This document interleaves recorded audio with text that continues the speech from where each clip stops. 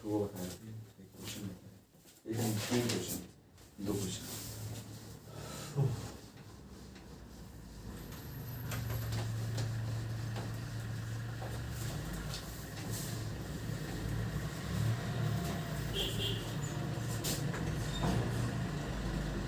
Plane में 2 point लेते हैं, एक है ओ है, एक पॉइंट है ए। ओ को ए से मिला दिए, इसको ओ ए के ऊपर वेक्टर लगा दिए, इसको वेक्टर ओ ए पढ़ते हैं। ओ कहलाता है वेक्टर ओ ए का इनिशियल पॉइंट, ए कहलाता है वेक्टर ओ ए का टर्मिनल पॉइंट। ठीक है, 2 वेक्टर हैं, जैसे एक है ओ ए और दूसरा है ए बी।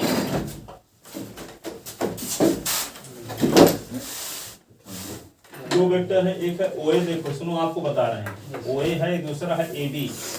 जब वेक्टर ओ ए बोलते हैं तो इसका इनिशियल पॉइंट ओ है, टर्मिनल पॉइंट ए है। अब वेक्टर ए बी बोलते हैं तो इसका इनिशियल पॉइंट ए है, टर्मिनल पॉइंट बी। तो 2 वेक्टर ऐसे हैं कि पहले वेक्टर का टर्मिनल पॉइंट दूसरे वेक्टर के इनिशियल पॉइंट ए का स्थान पर है, कोइंसाइड है। तो पहले वेक्टर के इनिशियल पॉइंट दूसरे वेक्टर के टर्मिनल पॉइंट को मिलाने से जो वेक्टर बना वे कहलाएगा दोनों का रिजल्टेंट वेक्टर या सम कहलाएगा। यदि ओ ए और ए बी, तो ओ ए और ए बी को जोड़ोगे, ओ ए और ओ बी ए बी को जोड़ोगे तो आएगा क्या, बीओ नहीं आएगा, ओ बी आएगा। क्या आएगा, O B. O A plus A B is equal to BO नहीं, बीओ का उल्टा ओ बी।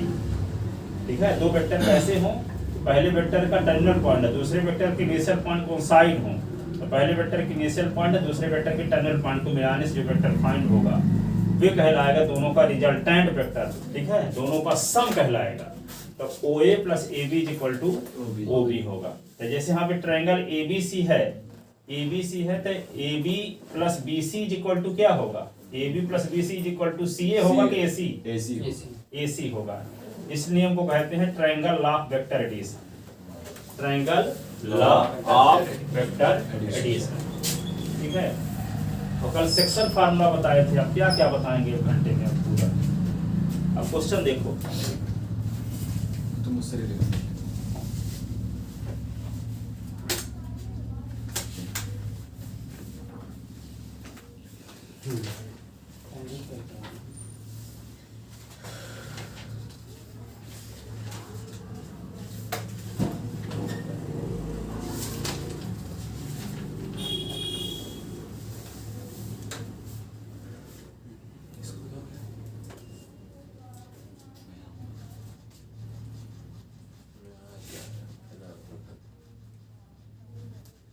लिखो question, if position vector of A B C D, position vector of A B C और D are 2 vector A, 3 vector B, 4a minus 5, 4a minus 5b, a plus 2b respectively,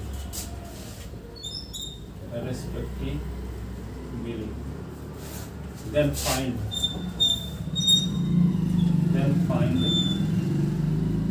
AC BD BC, vector AC vector A B में ही है वो vector, BD है, A B है कि दोनों में 2 ए का वेक्टर है कि 2 वेक्टर है, सब नंबर में नहीं रहेगी, इसको स्केलर वैसे भी जानते हैं, स्केलर वेक्टर उसी भर में रहेगा। 2 और वेक्टर भी ऐसे रहेगा, ये नहीं कि 2 के साथ है vector AC BD BC and DA vector find करना। तो क्या करोगे, आपको ये बताया गया था कल, आपको बताया था कि यदि ए बी वेक्टर निकालना है तो क्या करते हैं, ओ बी माइनस ओ ए करते हैं। ठीक है, टर्मिनल पॉइंट का position vector minus initial point का पोजीशन वेक्टर। ठीक है, इस पर ये समझाया था कि जैसे मान लो एक न्यू बस स्टैंड है, new bus stand centre point है, तो न्यू बस स्टैंड से पुराने बस स्टैंड का किराया क्या होगा, न्यू बस स्टैंड से संजय गांधी का किराया कितना होगा, न्यू बस स्टैंड से कलेक्ट्रेट का किराया क्या होगा, न्यू बस स्टैंड से हॉस्पिटल का किराया क्या होगा, तो न्यू बस स्टैंड को ओरिजिन पॉइंट कहेंगे, क्या कहेंगे, ओरिजिन पॉइंट। ठीक है, तो यहाँ पे जब किसका निकालना है, आपको वेक्टर ए बी निकालना है, तो वेक्टर ए बी जब बोलते हैं तो पहले ए आता है बाद में बी आता है, तो ए कहलाएगा इनिशियल पॉइंट, बी कहलाएगा टर्मिनल पॉइंट। ठीक है, तो टर्मिनल पॉइंट का पोजीशन वेक्टर ओ बी, ओ सेंटर पॉइंट है। ठीक है, और ए का पोजीशन वेक्टर तो ओ ए, तो ओ बी की वैल्यू आपको पता है क्वेश्चन में, पहले लिख लो, here given that, here given that क्या दिया है, ए का position vector O A is equal to ये 2 vector A, O B is equal to क्या दिया है 3 vector B, 3 vector B, O C क्या दिया है ये 4 vector A minus 5 vector B, O D is equal to क्या दिया है vector A plus 2 vector B. ठीक है, तो आपको निकालना पहले क्या है ए सी, नंबर फर्स्ट क्या निकालना है ए सी, तो ए सी को क्या लिखेंगे ओ सी माइनस ओ ए, ओ सी माइनस ओ ए, तो ओ सी की वैल्यू क्या है क्वेश्चन में देखो ये 4 vector A minus 5 vector B, और यहाँ ओ ए क्या है, ओ ए क्या है 2 vector A, 2 vector A, 4 vector A minus 5 vector B minus 2 vector A, 4 vector A minus 2 A, 4 A से 2 ए निकल गया तो 2 vector A minus 5 vector B, A C ये हुआ। ठीक है, सर ये था कि मतलब सर ओ ए पहले भी लिख सकते थे तो सर बाद में उसे क्यों लिखे? अभी ट्रायंगल लॉ वेक्टर एडिशन बताए थे, 2 वेक्टर हैं ओ ए और एक है ए बी, 2 वेक्टर ओ ए और ए बी इस प्रकार हैं कि पहले वेक्टर का टर्मिनल पॉइंट है, दूसरे वेक्टर का इनिशियल पॉइंट कोइंसाइड हो, तो पहले वेक्टर के इनिशियल पॉइंट है दूसरे वेक्टर के टर्मिनल पॉइंट को मिलाने से जो वेक्टर मिलता है वे कहलाता है दोनों वेक्टर का सम, ये है ट्रायंगल लॉ वेक्टर एडिशन। जैसे OA प्लस तो OA plus AB is equal to, सुनो OA plus AB is equal to होता है OB, तो OA को उधर ले जाओ तो AB इज इक्वल टू क्या आया OB माइनस OA, तो क्या आ गया टर्मिनल पॉइंट का position vector minus initial point का position vector. Triangle of vector addition से ऐसा होता है।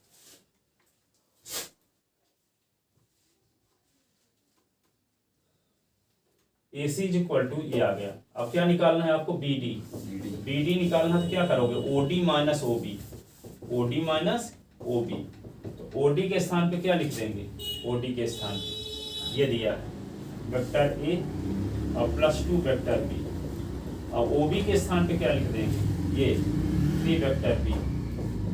ठीक है, तो वेक्टर A और plus 2 vector B minus 3 vector B, vector A minus 3b vector 2b, तो यहाँ पे वेक्टर b। इंटीग्रेशन डिफरेंशियल जो पढ़े हो आप ना, इंटीग्रेशन डिफरेंशियल और डिफरेंशियल इक्वेशन जो पढ़े हो वही सबसे आसान चैप्टर है। यदि उनको नहीं तैयार कर पा रहे हो तो आगे तो सब में तर्क है, उनको समझ से लिख ही ना पाओगे आप, उनको तैयार करने में आपको दिक्कत जा रही है। तो ये नहीं है कि प्रोबेबिलिटी का सवाल हम बता दें तो आपसे बन जाएगा। वे ये है पूछा कि लीप वर्ष में कितने, लीप वर्ष में बामन संडे होने की प्रोबेबिलिटी क्या है कि पासा को फेंकने वाले वह जो थ्योरम लगती है वहां पे जितने नियम आज तक पढ़े होंगे सब लग जाएंगे, वे क्वेश्चन आएंगे। हाँ, तो ये जब आपको इंटीग्रेशन डिफरेंशियल तैयार नहीं हो पा रहे तो वे कैसे बनेंगे? पढ़ाने के लिए तो हम पढ़ा देंगे पर बनेंगे नहीं, एक भी क्वेश्चन ये भी जानते हैं। यदि ऐसे जल्दी में पढ़ा देंगे, ठीक है, तो पहले इनको तैयार करो जितना बन रहा जो बताए गए कंटिन्यूटी वाली। सबसे आसान चैप्टर कहाँ शुरू होते हैं? अनवर्स्ट इनवर्टिव फंक्शन जैसे है, मैट्रिक्स और है, फिर डिटरमिनेंट है, ठीक है, और वे क्या है बोले हो, कंटिन्यूटी है, डिफरेंशियल है, इंटीग्रेशन है। कोई नया टीचर पढ़ाने आता तो इंटीग्रेशन डिफरेंशियल क्यों पढ़ाता है? तो जो आसान भी है लड़कों को समझ में भी आएगा। वो प्रोबेबिलिटी पढ़ाएगा तो रिजेक्ट कर देंगे, चाहे वो राइटर पढ़ाने आ जाएगा, ऐसे सेठ चूल्हा लिखने वाला किताब भगा देंगे, ठीक है ना। तो ये है, कठिन नहीं है, बहुत आसान है, परंतु इनसे सरल नहीं है कि इंटीग्रेशन डिफरेंशियल सरल। मतलब उनको तैयार करेंगे तो ये पढ़ने लगेंगे। हाँ, उन वे पढ़ समझ में आते थे तो आपको बहुत लगे आसान लगे कि इंटीग्रेशन डिफरेंशियल कितना आसान है, ठीक है, जब वो समझ में आ जाएगा। थ्योरी जैसे आप 10th क्लास से अनुमान लगा सकते हो, जैसे पाइथागोरस है, यस यस यस थ्योरम, ठीक है, यस ये थ्योरम ही जो प्रूव कराई जाती है, पढ़ लोगे तैयार करो, परीक्षा में लिख भी दोगे ऐसे, और 15 दिन बाद फिर से भूल जाएगा, ऐसे याद नहीं रहेगा। सही बात। अब भले 100 में 100 पाए हो, कोई कहेगा कि आप एस थ्योरम प्रूव करो, मिड पॉइंट थ्योरम प्रूव करो 9th क्लास की, अब पाए 100 में 100 हुआ, तैयार भी कर लिए थे, 15 दिन बाद फिर से भूल जाएगा। हाँ, ऐसे ही ठीक है ना? वो पढ़े थे। तो ये चीजें हैं, और ये इंटीग्रेशन आपको हमेशा याद रहेगा, लाग इसका क्या होता है, इसका क्या होता है, एक बार तैयार हो गया ना, अब अभी तो भूलता है, परंतु कुछ समय बाद ऐसे हो जाए तो सब सामान हो जाए। हाँ, तो इनको पहले तैयार करो, जैसे डिफरेंशियल इक्वेशन बताए हैं, 3 नियम हैं, तो तीनों तैयार कर लोगे तो उसे बन ही जाएगा। ठीक है, प्रॉपर्टी वाले साथ तो प्रॉपर्टी क्वेश्चन तैयार करो। ठीक है, वो उन्हीं की गारंटी नहीं है ना, फार्मूले अब डाउट होता है, उन फार्मूलों को लिखो जो बीच बीच में लिख देते हैं साइड में। लिखा ठीक है, अब जैसे मान नींद आती है तो आप 2-2 बजे तक फार्मूले लिखते रहो। क्यों फार्मूले लिख रहे हो? क्योंकि पीछे का बेस तगड़ा भी है, इसलिए पता चला कि अब क्वेश्चन में आ गया कोसेक तो उसी का इंटीग्रेशन ही भूल गया। अब वहां कितना भी पढ़े हो, कोसेक का इंटीग्रेशन गलत करके आए तो नंबर कट न देंगे। ठीक है, ये सब एक्स्ट्रा काम करना पड़ेगा, ये सतर्क रहना पड़ेगा। ऐसे सतर्क नहीं रहोगे तो क्या होगा, इतना भी पढ़ के जाओगे फार्मूले गलत करके गया नंबर, 5 नंबर 2 नंबर 1 नंबर दे देंगे। ठीक है, ये हम क्यों लिखवा रहे थे फार्मूला, भाई आप खुद ही करना चाहिए घर में। हमें वालों का लिखवाने तरीका नहीं है, 5वीं 6वीं वालों को लिखवाने तरीका है। आप रोज घर में खुद लिखा करो, जब नींद आने लगे तो फार्मूला लिखना शुरू कर दो और रोज लिखो। मतलब ट्रिग्नोमेट्री वाले भी फार्मूला लिखो, क्योंकि वे भी आपको डाउट रहते हैं अभी। ठीक है, तो B D is equal to ये आ गया। अब क्या निकालना है, BC is equal to OC minus OB. OC की वैल्यू रख दो 4 vector A minus 5 vector B. OB के स्थान पे क्या लिखोगे, 3 vector B. 4 vector A minus 5 vector B minus 3 vector B. ठीक है, तो 4 वेक्टर ए 5 और 3 तो क्या 8 vector B. Vector B C is equal to ये डीए निकालना। तो डीए को क्या लिखोगे, डीए को क्या लिखोगे, ओए माइनस ओडी ना। और ओए आपको पता है ओए क्या है, 2 वेक्टर ए। और ओडी क्या है, ए वेक्टर ए हाँ plus 2 vector B. 2 vector B, 2 vector A minus vector A minus 2 vector B, ये हुआ। तो वेक्टर डी ए, 2a से a निकल गया तो क्या होगा, vector a minus 2 vector b, ये हुआ।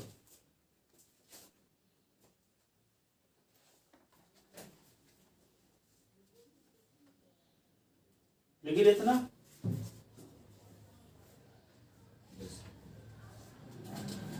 खत्म हो गया, क्या खत्म हो गया। आई को सत्य चारों पार्ट बता दिए। अब देखो सेक्शन फार्मूला पर क्वेश्चन दे दिए, एनसीईआरटी में दिए सेक्शन फार्मूला कल जो बताए थे।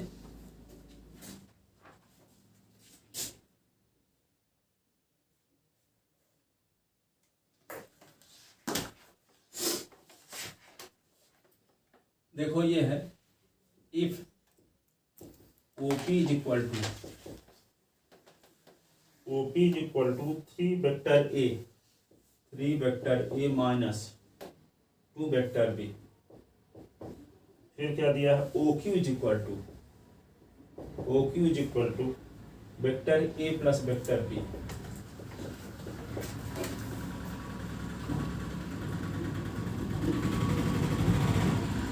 Find the position vector of R, find the position vector of R which divide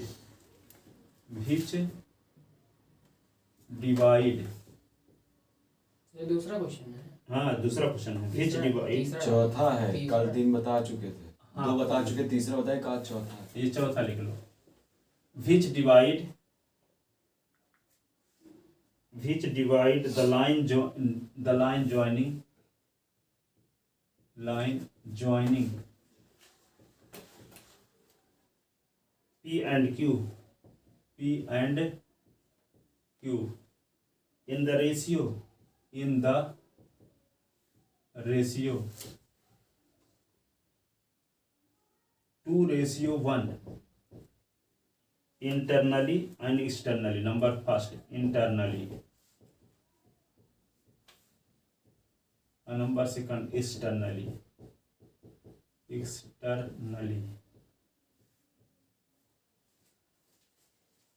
तो ये कहता है कि देखो, आपको पिछले साल जो फार्मूला बताया था उसी संबंधित ये भी है। यहाँ पे देखो 2 पॉइंट दिए गए हैं, एक है P और एक पॉइंट है Q। सुन लो पहले, P और Q है, ठीक है। इनका एक ओरिजिन पॉइंट, जैसे न्यू बस स्टैंड आपको बताए थे, तो उसको O है यहाँ मानते हैं। जिस पॉइंट के रिस्पेक्ट सभी पॉइंट का पोजीशन वेक्टर लिखते हैं उस पॉइंट को ओरिजिन पॉइंट कहते हैं।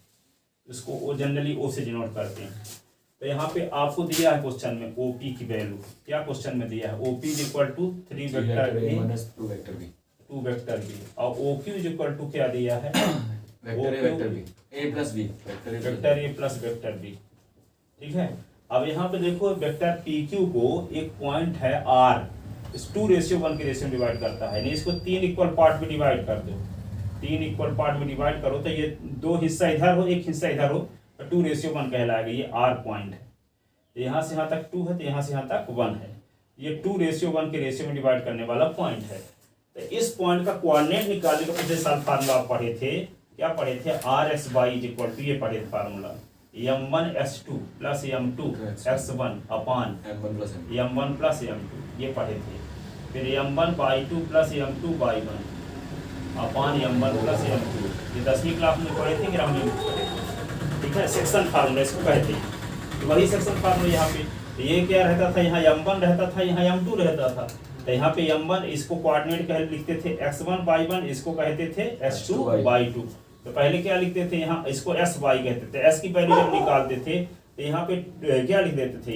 M1 into S2 plus M2 into S1 अपान M1 प्लस M2, फिर M1 into y2 plus M2 into y1 अपान M1 प्लस M2। तो यहाँ पे क्या करना है? यहाँ पे भी M1 रहेगा, तो M1 इंटू Q का position vector, M2 into P का पोजीशन वेक्टर अपान M1 प्लस M2। सिर्फ इतना ही होगा, उसमें तो 2 बार लिखना पड़ता था, x कोऑर्डिनेट और y कोऑर्डिनेट थी। लेकिन यहाँ OR इज इक्वल टू क्या लिख देंगे? M1 इंटू Q का position vector plus M2 into P का पोजीशन वेक्टर अपान M1 plus M2, M1 plus M2। तो यहाँ M1 का काम कौन कर रहा है? 2 इंटू OQ, Q का पोजीशन वेक्टर क्या होगा? OQ, और 1 प्लस 1 इंटू P का पोजीशन वेक्टर OP अपान 2 प्लस 1, 2 प्लस 1। अब एक्सटर्नली जब होगा तो प्लस जहां लगाते हो माइनस लगा देंगे। क्या लगा देंगे? माइनस, ठीक है। तो लिखते हैं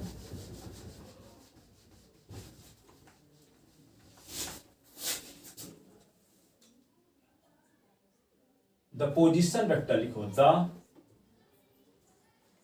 position vector of R with respect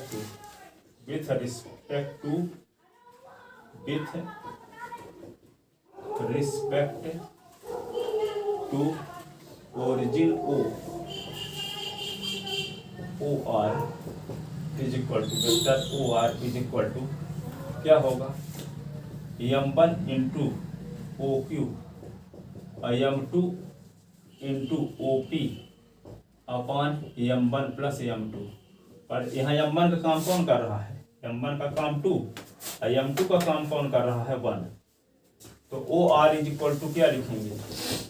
2 into OQ और 1 इंटू OP अपान 2 प्लस 1। तो OR इज इक्वल टू क्या होगा? 2 इंटू लिखो, OQ की वैल्यू क्या है? OQ की वैल्यू क्या है? 3 वेक्टर A माइनस OQ की value vector A plus vector A plus vector B plus 1 into OP क्या है?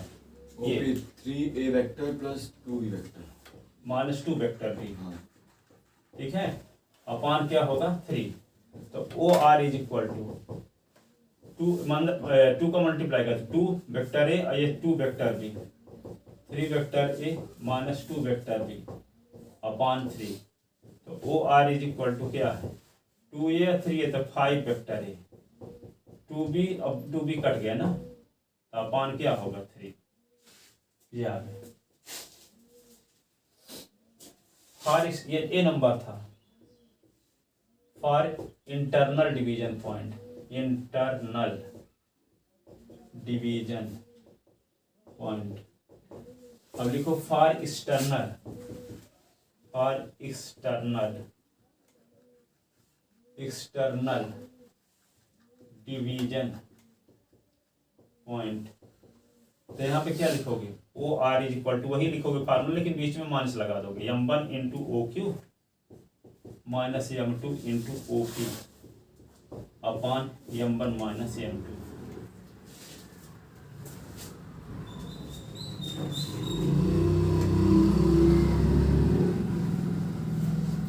ओ R is equal to m1 की वैल्यू 2 है तो 2 O Q minus 1 O P upon 2 minus 1। O R is equal to 2 into O Q की value क्या है, vector A plus vector B plus minus बीच में लगा 1 इंटू ओ पी क्या है 3 vector A minus 2 vector B upon 3। तो O R is equal to क्या होगा 2 vector A plus 2 vector B minus 3 vector A plus 2 vector B upon 3। तो O R is equal to क्या होगा 2a से 3a निकला तो माइनस वेक्टर ए, ऐसे ना, और 2b और b तो 4b हो गया अपॉन 3। ये आंसर होगा। सर यहाँ फॉर एक्सटर्नल से फिर वहाँ है इफ ओपी वेक्टर 3। नहीं, इसको तो क्वेश्चन वाला नहीं था ना, ये यहाँ से ओ आर इज इक्वल।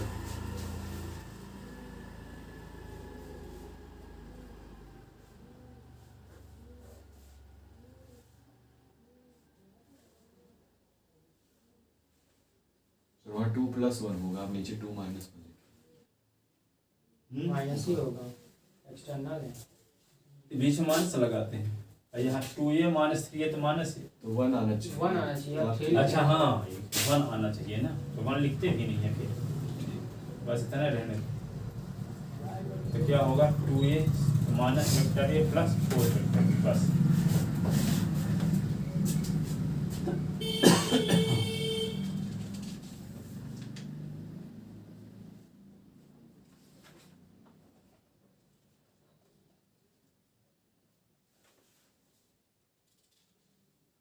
लिख लेते ना।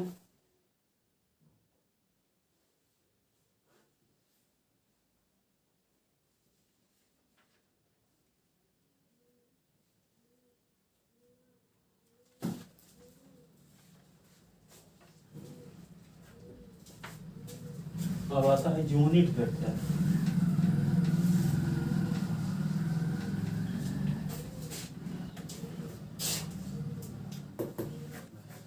देखो unit vector, a vector whose magnitude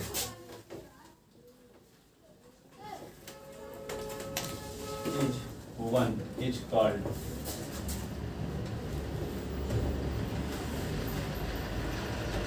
unit vector. एक वेक्टर जिसका मैग्नीट्यूड निकालो तो क्या आए 1 आए, उसको यूनिट वेक्टर कहते हैं। मैग्नीट्यूड कैसे निकालते हैं देखो, भी बताते हैं। इसको लिख लेना यहाँ था।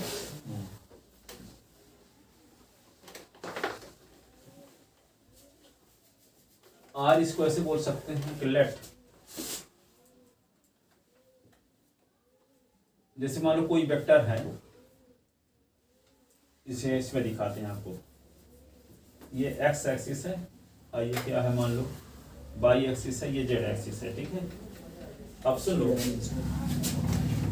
एक्स एक्सिस की डायरेक्शन में जो यूनिट वेक्टर होता है उसको डिनोट करने की परंपरा चली आई है आई कैप से, ठीक है। और वाई एक्सिस की डायरेक्शन में यूनिट वेक्टर को डिनोट करने की परंपरा है जे कैप से, और जेड एक्सिस की डायरेक्शन में यूनिट वेक्टर को डिनोट करने की परंपरा है के कैप से, के कैप से, ठीक है ना। तो यहाँ पे जैसे मान लो ये एक्स एक्सिस की डायरेक्शन में आपके पास 5 यूनिट डिस्टेंस है, 1 2 3 4 5 5 यूनिट डिस्टेंस है, ये कि हम 4 यूनिट ले लेते हैं, यहाँ 4 यूनिट डिस्टेंस है, ठीक है। और बाई एक्सिस की डायरेक्शन में, बाई एक्सिस की डायरेक्शन में 1 2 और ये 3 है, तो बाई एक्सिस को हम यहाँ फिर से भी खींच सकते हैं, बाई एक्सिस की पैरेलल लाइन की डायरेक्शन, तो यहाँ पे क्या होगा 1 और ये 2 और ये क्या हो गया 3। तो इस पॉइंट का नाम रख लिए कोई हम, मान लो P। अब यहाँ से देखो, यहाँ तक डिस्टेंस है 4 यूनिट और यहाँ से यहाँ तक की डिस्टेंस है 3 यूनिट। तो ये जानते हो कि ये एक्स एक्सिस की डायरेक्शन है, ये क्या है वाई एक्सिस की डायरेक्शन है कि नहीं। तो यहाँ पे जब 4 यूनिट है तो इसको ये मान लो ये पॉइंट है क्या ए, ठीक है, ये पॉइंट क्या है ए। तो O A is equal to आपके पास है 4 यूनिट, है ना 4 यूनिट, लेकिन ओ ए को वेक्टर के फॉर्म में लिखना चाहते हैं। तो वे ओ ए को वेक्टर के फॉर्म में लिखने के लिए क्या लिखो, ओ ए के ऊपर वेक्टर का साइन लगाओगे। तो ओ ए की लेंथ आपको 4 पता है ना, तो 4 के आगे क्या लगाओगे, ओ ए की डायरेक्शन में जो यूनिट वेक्टर है उसको लगाओगे। तो ओ ए किसकी डायरेक्शन है, एक्स एक्सिस की डायरेक्शन है। ओ ए किसकी डायरेक्शन में है, एक्स एक्सिस की डायरेक्शन में। तो एक्स एक्सिस की डायरेक्शन में यूनिट वेक्टर आई कैप है, तो यहाँ पे लिख देंगे 4 आई कैप, ठीक है। अब जैसे मान लो यहाँ से यहाँ तक डिस्टेंस 5 है, तो मान लो ये ओ बी है, ये 2 यूनिट है ना, O B is equal to क्या है यहाँ पे 2 यूनिट या 3 यूनिट ना है।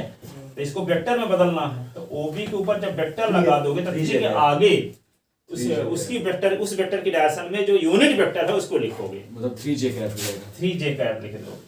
3 मतलब जो यूनिट वेक्टर है वो कहीं उसके पीछे कहीं पे भी हो सकता है, पीछे उसके आगे, मतलब कि जैसे 0 से 4 गए, हाँ, तो उसका यूनिट आगे उसकी डायरेक्शन में जो यूनिट वेक्टर होगा उसको लिख दोगे, तो वेक्टर में बदल जाएगा। 0 से b किए जब o से b, हाँ, तो j जो है तो सेकंड यूनिट पे आ रहा है ना जी। तो यहाँ पे डायरेक्शन इसकी क्या है, बाई एक्सिस वाली ये डायरेक्शन है इधर वाली, चाहे हम लाइन जहाँ खींच दें वो डायरेक्शन क्या मानी जाएगी, वो बाई एक्सिस वाली जाएगी। जहाँ पे हम यहाँ से भी खींचेंगे तो ठीक है, ये इधर इस प्रकार की लाइन खींचेंगे तो किसकी डायरेक्शन मानी जाएगी, जेड एक्सिस वाली।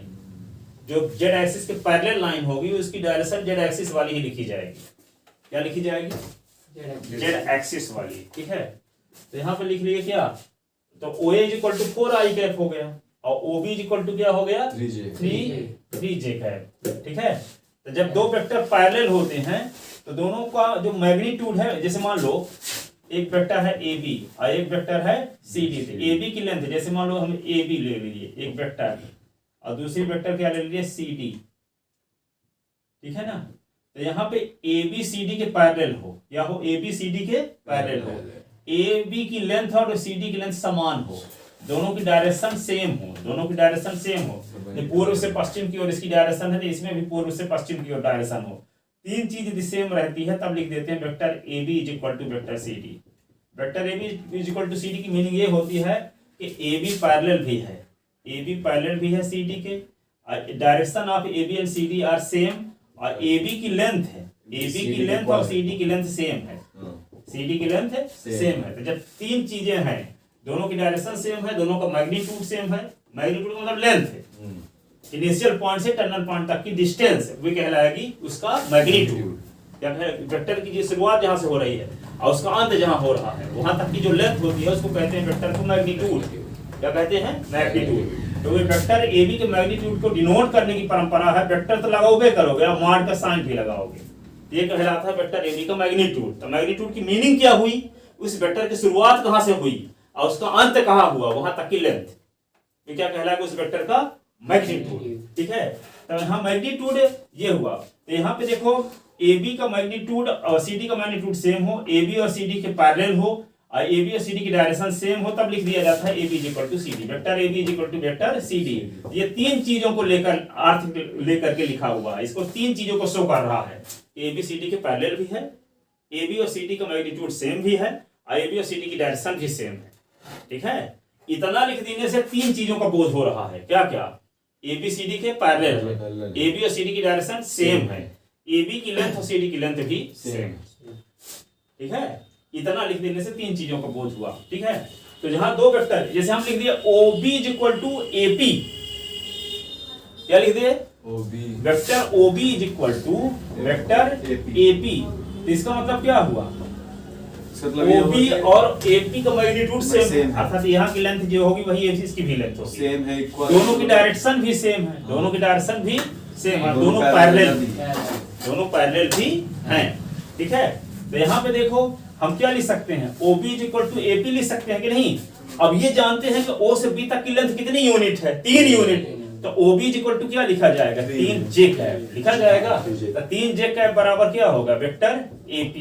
तो vector AP is equal to आपको मिल गया 3J कैप, और vector OA is equal to क्या मिल गया, 4I कैप। तो यहाँ पे ट्रायंगल ऑफ वेक्टर एडिशन से O और P को मिला दो, O और P को मिला दो, तो OP क्या कहलाएगा, इन दोनों वेक्टर का resultant vector triangle of vector addition से। हाँ, OP इज इक्वल टू होगा क्या, OP इज इक्वल टू होगा OA प्लस ये AP